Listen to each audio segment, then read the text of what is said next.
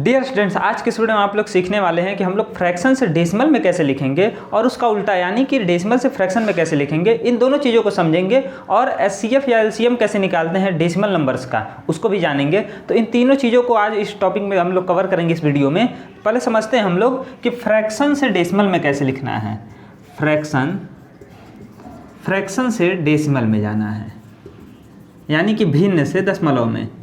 इसकी बात हमने वीडियो जब शुरू किए थे उसमें भी किए थे कि कैसे हम लोग नीचे वाले से भाग देते हैं। जैसे कोई फ्रैक्शन में लिखा हुआ 7/11, 11 से भाग देते हैं 7 में, और जो आता है आंसर वो कभी कटता नहीं ना कभी ख़त्म होता है। तो वो जो है वो हमारा डेसिमल में आता है, यानी दशमलव लगाकर 0 बढ़ाते जाते हैं और भाग देते जाते हैं, डिवाइड करते जाते हैं। तो फ्रैक्शन से डेसिमल में जाना है यानी कि इसको दशमलव में क्या लिख सकते हैं उसको समझेंगे। तो 11 से क्या करते हैं, नीचे वाले से ऊपर वाले में भाग देते हैं, जो ऊपर है उसमें भाग देते हैं नीचे वाले से। कभी कभी ऐसा होगा पूरी तरह से कट जाएगा, कभी कभी नहीं कटेगा। ये नहीं कटेगा, एक अन्य लेते हैं जो कट जाए, जैसे 21/15 नहीं लेते हैं, 25 ले लेते हैं। 25 इससे डिवाइड करेंगे 25 से, देखते हैं क्या है, पूरी तरह कट जाता है। और यहाँ 11 से देखते हैं कि डेसिमल में क्या आएगा। नीचे वाले से डिवाइड करना ही है, डिवीजन में हमने बता दिया कैसे डिवाइड करते हैं। जब डेसिमल की ज़रूरत होगी तो हम लगा देंगे और 0 बढ़ाते जाएंगे आराम से। तो यहाँ पर 11 से भाग देते हैं 7 में, तो 7 में भाग नहीं जाएगा, 11 एक कम 11 एक बार में ही ज़्यादा हो गया। तो यहाँ दशमलव लगाएंगे सबसे पहले ही, और दशमलव पहले 0 लगा लेंगे। अब आगे पढ़ा पढ़ेंगे 0, ये जो दशमलव लगाए इसकी वजह से यहाँ 0 बढ़ जाएगा।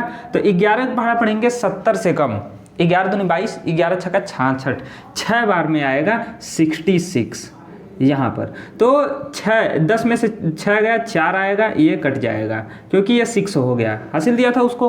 अब यहाँ हो जाएगा 0, एक और बढ़ा सकते हैं, हर स्टेप में 1 0 बढ़ा सकते हैं, तो उसका इस्तेमाल करेंगे। यहाँ पर 11 पढ़ा पढ़ेंगे यहाँ पर 40 से कम, तो 11 तियाँ 33 आ गया। 10 में से 3 गया 7, ये फिर से 3 हो गया, कट गया, फिर 0, फिर यहाँ पर 70 मिला, फिर भाग देंगे, फिर 11 छक्का 66, फिर यहाँ 4 आएगा, ये कट जाएगा 0, फिर 11 तियाँ 33, फिर यहाँ 7, ये कट जाएगा, फिर 0।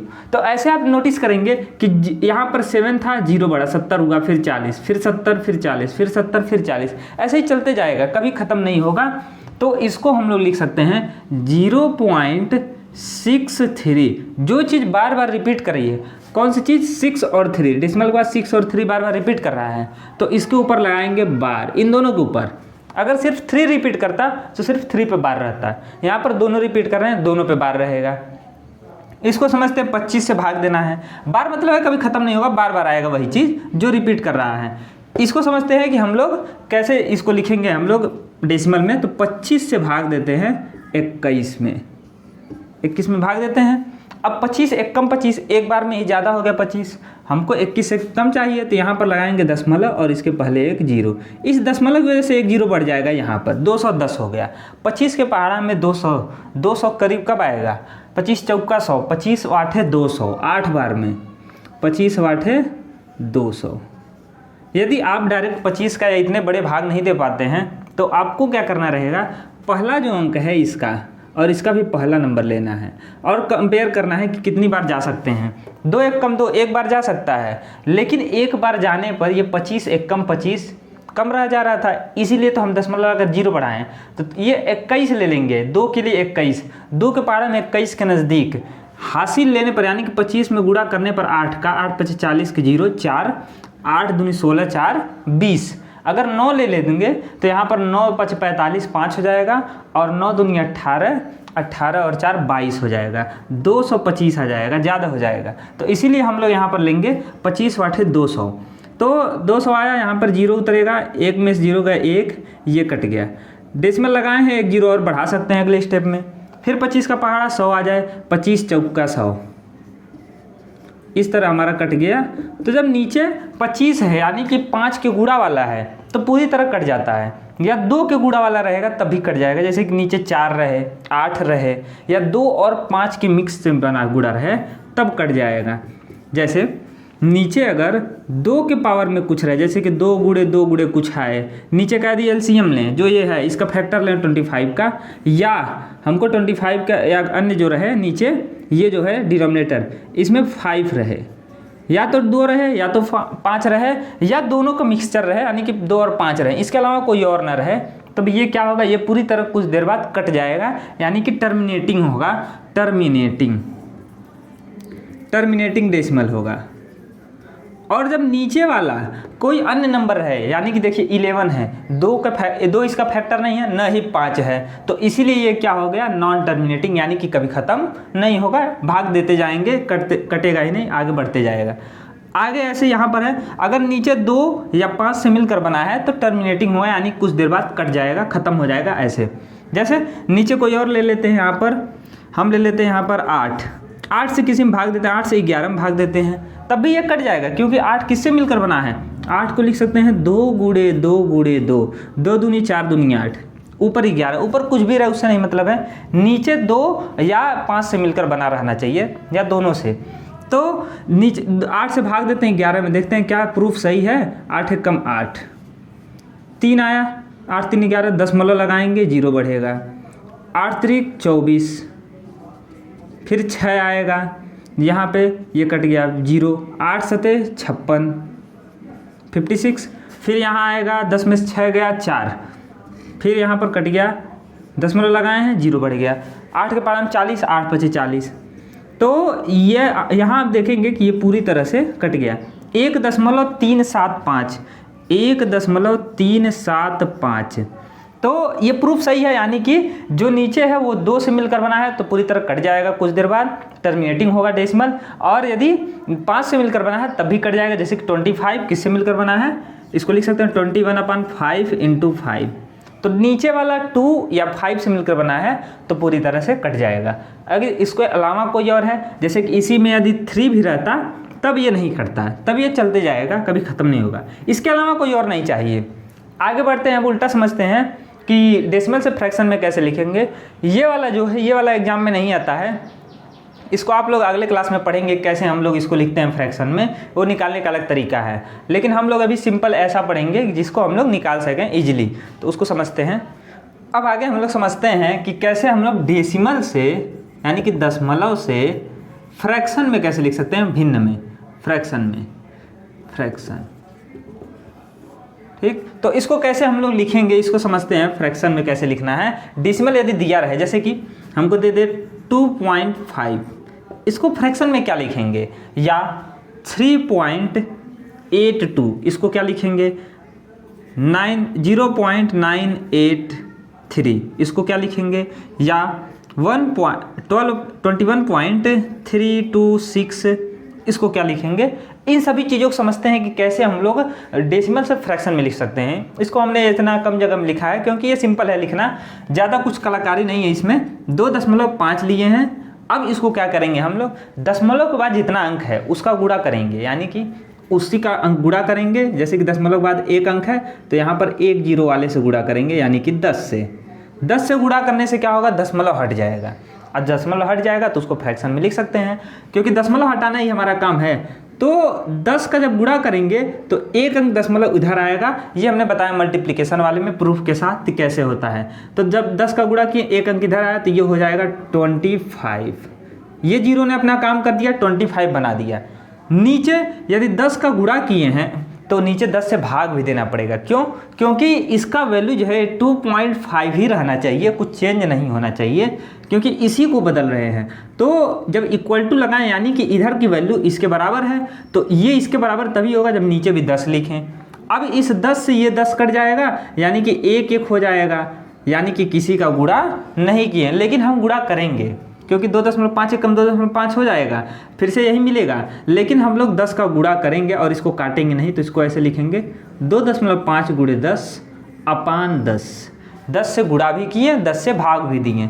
अब ये दशमलव इधर 1 अंक आ गया तो ये हो गया 25 नीचे आ गया 10, ये नीचे वाला 10 कुछ नहीं करेगा, अगर नीचे वाला 10 से फिर से डिवाइड कर दें फिर से ही मिल जाएगा 2.5। वही नहीं करना, हमको फ्रैक्शन में लाना था, तो डेसिमल से फ्रैक्शन में आ गए हैं, डेसिमल से फ्रैक्शन में आ गए हैं। अब इसको काट देंगे, यदि कट रहा है तो काटेंगे, नहीं तो छोड़ देंगे। 10 से कटेगा 5 से, 5 × 5 = 25, 5 दूनी 10, 5/2 यही होगा आंसर। ऐसे ही लिखना है। डेसिमल के बाद जितने नंबर हैं, जितने अंक हैं, 1 2 अंक है, यहाँ 1 2 3 अंक है, 2 अंक है तो 2 जीरो वाले एक साथ यानी कि 100 का गुणा करना है, 3 अंक है तो 1000 का गुणा करना है। ऐसे ही आप लोग करेंगे। जैसे यहाँ लेते हैं 3.82, इसमें गुणा करेंगे 100 का और भाग भी देंगे 100 से, तो यहाँ पर क्या आ जाएगा, ये हो जाएगा 382/100 नीचे बचेगा। इस 2 जीरो ने अपना काम किया, ये दशमलव इधर आएगा 2 अंक, यहाँ दशमलव लगाना जरूरी नहीं है। अब 2 से काटेंगे, क्या कट रहा है कोई ऊपर नीचे, दोनों के लास्ट में 2, इस यहाँ 2 है, यहाँ 0 है, 2 से कटेंगे, 2 से काट देते हैं। यहाँ पर 1 9 19 दूनी 2 1 कम 2, और फिर यहाँ से 2 से कटेगा 50, 191 10/50 यही आएगा। इसके अलावा अब नहीं कटेगा। इसको आप लोग कैसे लिखेंगे, थोड़ा सा डायरेक्ट लिखते हैं। मान लेते हैं दशमलव के बाद 3 अंक है, यहाँ पर दिया ही है, तो अब 3 जीरो वाले से गुणा करेंगे तो डेसिमल हट जाएगा, तो ये कुछ ऐसे दिखेगा 983 नीचे कितना बचेगा, नीचे आ जाएगा अपने आप 1000 यानी कि 1000 आ जाएगा, क्योंकि ऊपर गुणा के डेसिमल हट गया तो नीचे 1000 बच जाएगा। ये होगा इसका आंसर। ऐसे आगे बढ़ें, इसका देखें तो इसमें भी 1000 का गुणा होगा, तो ये हो जाएगा 21 3 2 6 और नीचे आ जाएगा 1000, क्योंकि दशमलव के बाद 3 अंक है, डेसिमल के बाद 3 अंक है। 3 जीरो वाले से गुणा करेंगे और 3 जीरो वाले से भाग, तो ऊपर वाले डेसिमल हटा देगा, नीचे वाला रह जाएगा।